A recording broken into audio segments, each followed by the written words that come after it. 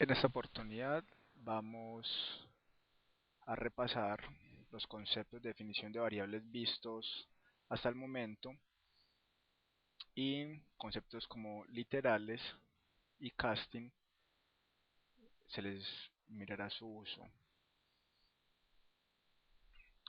Creamos una clase llamada ejemplo 2 variables donde definimos un único método main estático para el principio y ejecución de la aplicación o del ejemplo.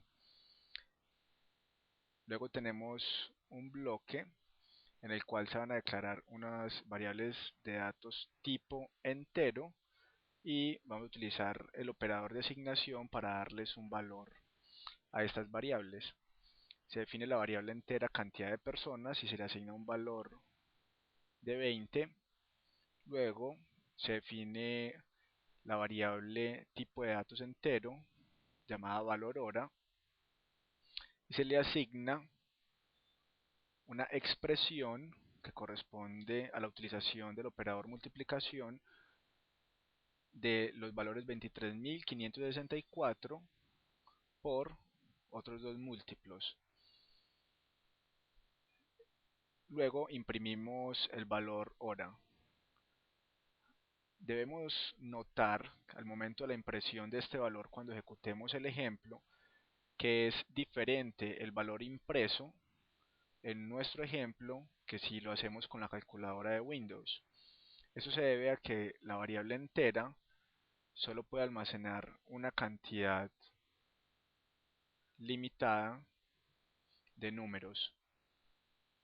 Por favor repasen cuál es el tope máximo y el tope mínimo de bits que puede tener un entero. Desde menos que valor hasta más que valor puede almacenar un entero.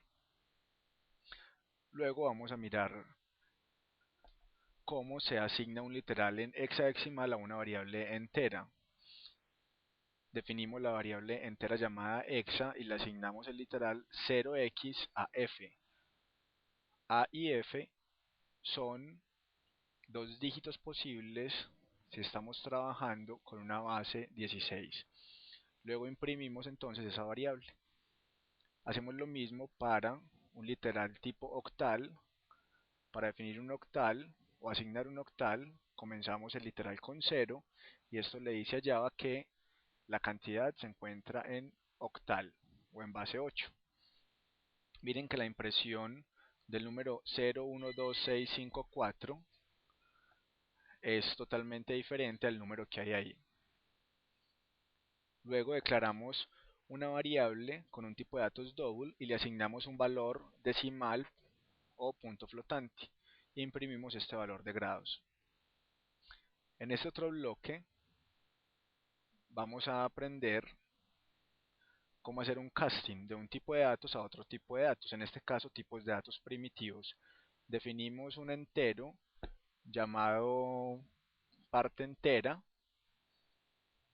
y le asignamos la variable grados. Miren que grados era una variable que está definida como un double.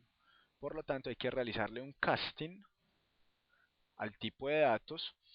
En este momento entonces solo tendríamos la parte entera de los grados.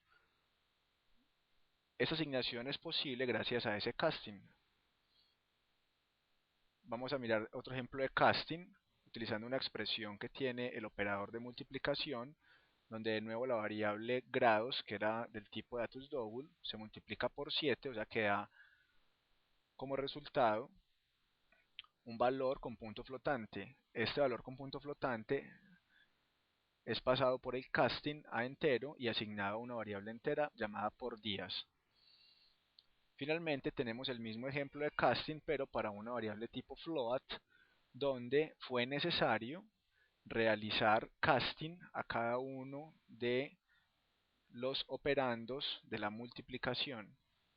Grados era double, entonces hubo que convertirlo a float. 7.0 es un literal double, habría que convertirlo a float con el casting. Y finalmente fue asignada una variable tipo float. Por favor, escribir el ejemplo compilarlo y ejecutarlo y mirar la salida por consola.